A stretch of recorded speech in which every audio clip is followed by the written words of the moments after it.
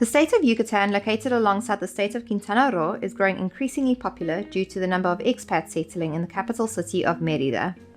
We spent about 2 weeks exploring this incredibly diverse and beautiful state and compiled some of our best recommendations on what to eat, see, and do while you're there.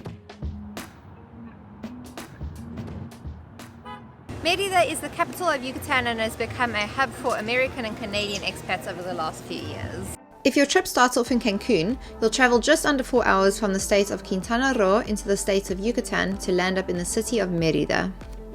Mérida has a rich Mayan and colonial heritage and is a great centralized location to base yourself in if you're looking to explore the state of Yucatan. While you're here, we'd recommend taking a stroll through the historical center to admire the beautiful colonial architecture in and around Plaza Grande. So Mérida actually has one of the largest historical districts in the Americas.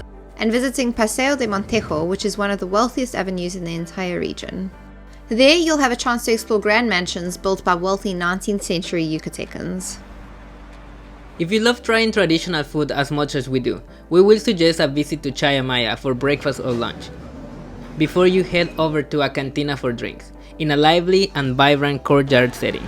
I got a mezcal. In terms of transportation in this region, the most convenient would be taxi. However, unlike the rest of the state, Mérida does have Uber, which makes moving around the city very convenient.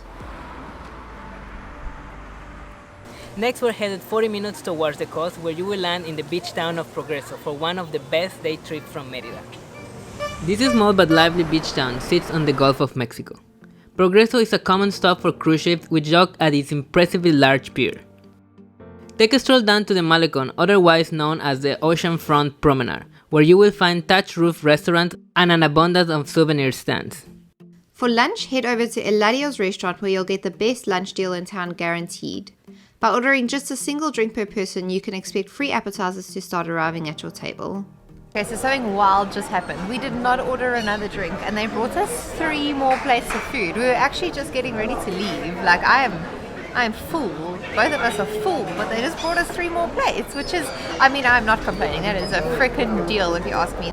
Spending the rest of the afternoon at the beach will be the perfect way to end off your day before heading back to Mérida. That is not the warm Caribbean water that we're used to, definitely. Next is another day trip from Mérida for a glimpse at the region's native flamingos. Celestún is a tiny fishing village located 1.5 hours from Mérida in the Celestún Biosphere Reserve. Just got to Celestún, which seems just like a really, really small rural village. Although there is no guarantee of seeing flamingos, it's best to visit during the months of December to April, where the chances of spotting flocks as large as 35,000 are highest. To be honest, you don't have to pay for a tour to see the flamingos, but it is worth it if you're interested in exploring the mangroves of the area, which are otherwise inaccessible by foot. The color of the water actually comes from the mangroves, so these are a red type of mangrove. Now we're heading to a new up and coming spot on the Gulf of Mexico, Sisal. The town is tiny and will take you no longer than 45 minutes to walk the entire town. However, if you're looking for quiet, almost virgin beaches, this is most certainly the spot for you. Other than enjoying some freshly fried fish at one of the only restaurants here, there really is not much more to do than to simply enjoy the beauty and tranquility of miles of virtually untouched beaches. The beautiful Pueblo Mágico of Izamel took us by surprise and ended up actually being one of our favorite spots in the entire Yucatan Peninsula. There are a few things that make this town so special, with the most obvious being the fact that literally every single building in and around the town is painted yellow. There is no precise info as to why it is this way, but it makes for such a happy and uplifting vibe all around town. Other than the town's unique color, you will find the virtually unknown ruins of Quinichcacmol. If you have ever visited any of the more mainstream ruins of the region, like the ones you will find in Tulum and of course Chichen Itza, you will know that you most certainly cannot climb the pyramids. However, Quinichcacmol is completely open for exploration. If you're daring enough to climb to the top, you will be treated with the gorgeous panoramic views of the town and the surrounding Mayan jungle. Sunset is the perfect time to head down to the town center to admire the beautiful architecture of Convento de San Antonio de Padua.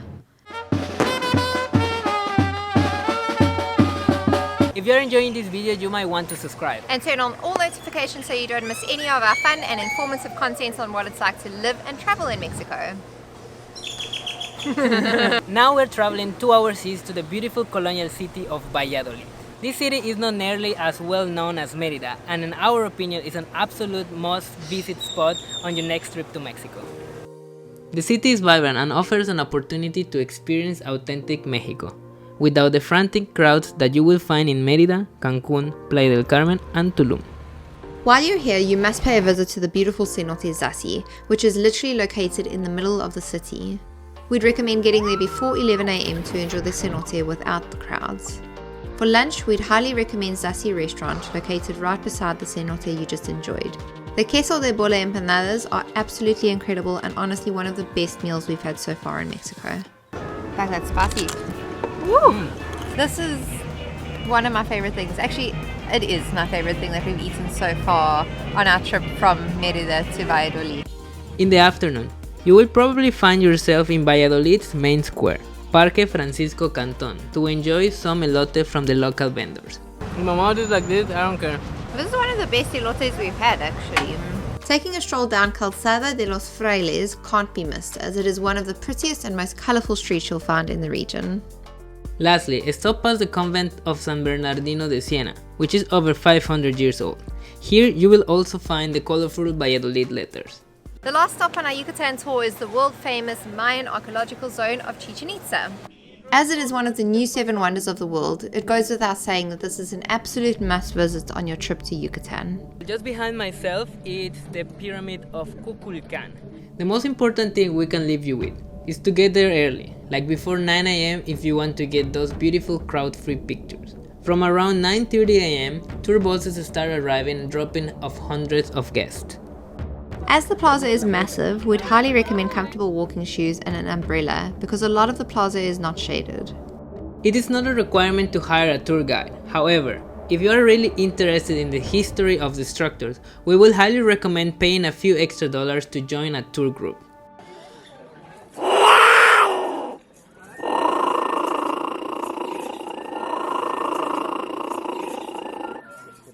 So that brings us to the end of this video. We really hope that you guys found it entertaining and at least informative. If you've got any questions at all, please don't hesitate to leave them in the comments because we really love to help where possible. If you haven't subscribed to our channel, please click the subscribe button because we have so much exciting content on how it's like to travel and live within Mexico. Coming very soon to a screen near you. Hasta luego! Join us next week where we head out for a night exploring Playa del Carmen's world famous nightlife scene.